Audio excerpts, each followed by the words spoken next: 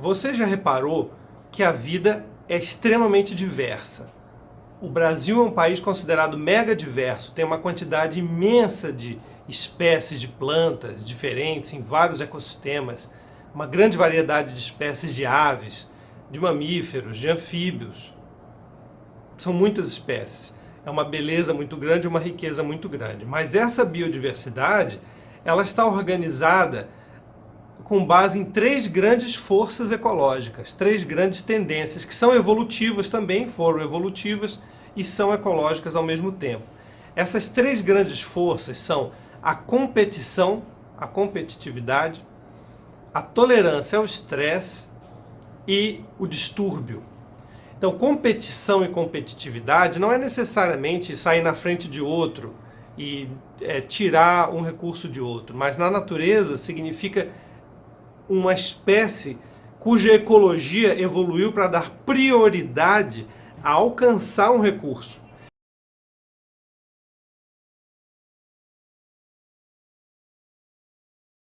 Então, uma planta que cresce muito rápido, que faz fotossíntese muito rápido, cujas raízes crescem rápido, alcançam regiões com nutrientes, água diferentes, que precisa de muito recurso, captura muito recurso, mais do que as outras espécies. Em animais também, animais que se alimentam de grandes volumes de alimento, né?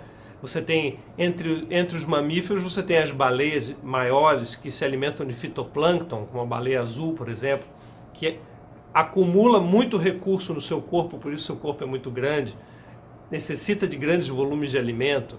A capivara, por exemplo, que é um mamífero que se alimenta de muita quantidade de folhas, né, de plantas, e cresce rápido também. Então são espécies competidoras, competitivas, cuja prioridade na sua ecologia é conquistar recurso. Então cresce rápido. A prioridade não é se defender, inclusive. A prioridade também não é proteger o recurso que conquistou, é conquistar mais recurso. Precisa que o recurso esteja disponível.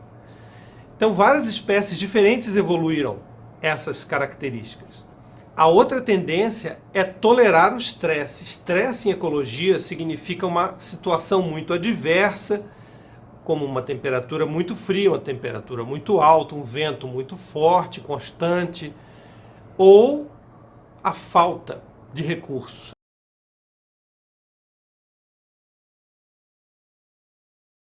A falta de nutrientes no solo é um estresse para as plantas. A acidez do solo é um estresse. A falta de água é um estresse muito grande para todos os seres vivos.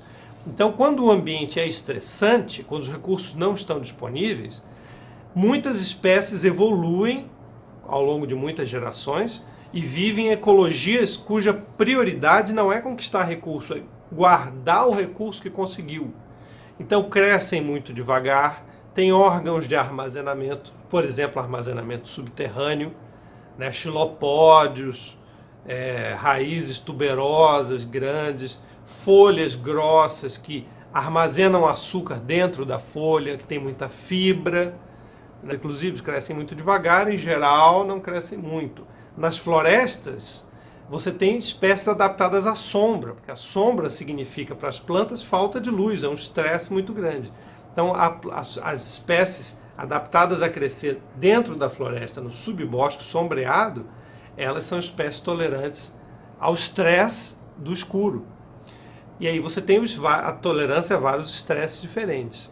Já se o ambiente é perturbado com muita frequência, se ele pega fogo com frequência, se tem deslizamento de terra que destrói tudo, e se você tem inundações que alagam, né, e matam os indivíduos, e então tudo isso são distúrbios, ou até animais predadores que predam os outros com muita intensidade no ambiente, a predação em si é um distúrbio também.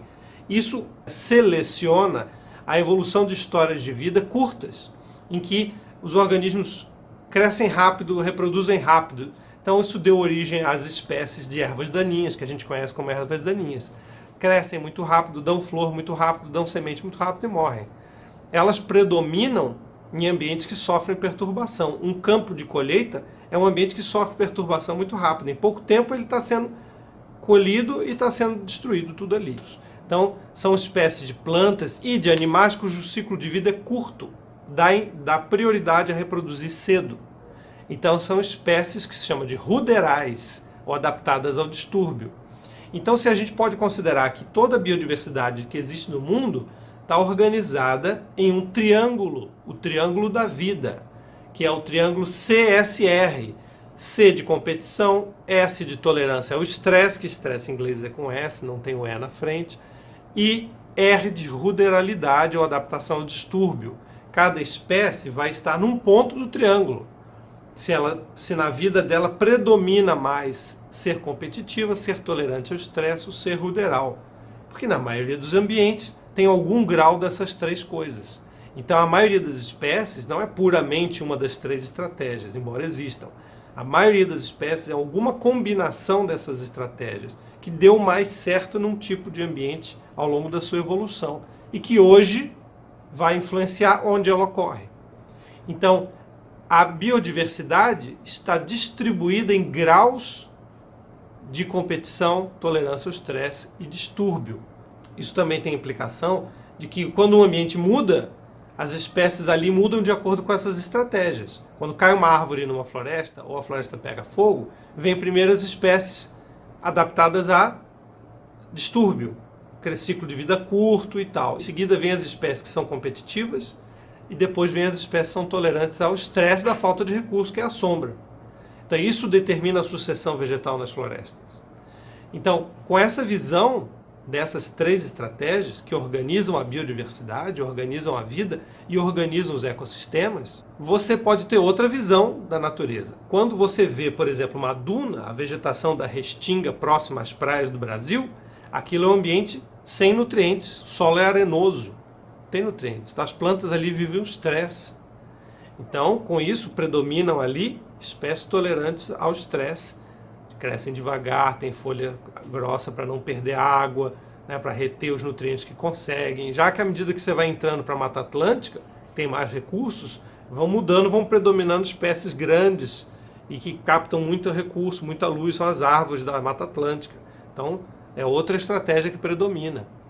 Então, quando você vê uma paisagem brasileira, uma paisagem natural de qualquer lugar do mundo, veja não só a beleza, que também deve ser apreciada dessa paisagem, mas veja também ali uma variedade de situações que selecionam ou filtram diferentes graus de estratégias, mais ou menos competitivas, mais ou menos tolerantes a diferentes estresses, mais ou menos tolerantes ou adaptadas ao distúrbio.